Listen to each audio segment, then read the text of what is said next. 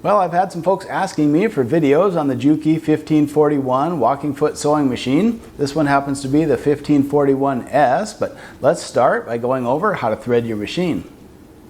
Threading an industrial machine always starts at the thread spool, and you want to go back to front through that upper arm of the thread guide. And I always recommend using this thread sock just to avoid any hang-ups around the thread stand. Head down to this plate style thread guide, working top to bottom. And then again, top to bottom. Usually it's the first and the third hole in that guide. The most common mistake I see when threading this machine is to inadvertently go through this thread post or this pre-tensioner guide. These are actually both used to wind a bobbin, not to thread the machine. Your next stop is this 2-hole thread guide, and you'll thread that from right to left. Again, from right to left, just like a barber pole. And then come around the right side and between the tension discs. Then come between the discs of the thread controller, hold your thread back from up above and lift the thread until it clicks past this little projection just above the check spring. You know you have it right when you lift up on the thread and it acts on that check spring, and also it won't fall out of the thread controller. Then hit the 2 guides on the face of the machine, the lower one first. And this is a little bit of a tricky one, and for me what makes it easier is to have my fingers underneath this take-up arm guard. If I'm positioned like that, it seems to just slide in from the right every time.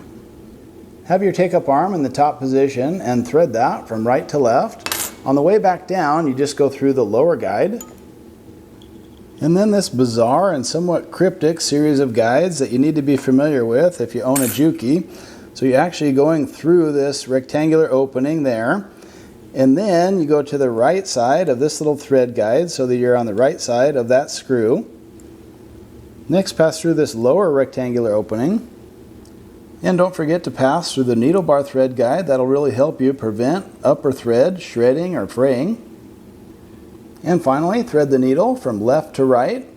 It's important to note that the long groove needs to be situated to face the left, and the little notch or scarf should face the right. Have that needle inserted fully into the needle bar, otherwise it'll act like the timing is off on your machine, even though it's not. And finally, always remember to match the needle size with the thread weight. Here I have a 92 weight thread, also known as a Tex 90, and I typically pair that with either a 19 or a 20 size needle, and that works well for me, especially when I'm sewing heavier material like leather. Hold your threads back for the first couple stitches, back tack if needed, and you're good to go. And one parting thought I'll leave you with: when you're going to release your material, it'll release best from the machine when your take-up lever is in the top position. Nice.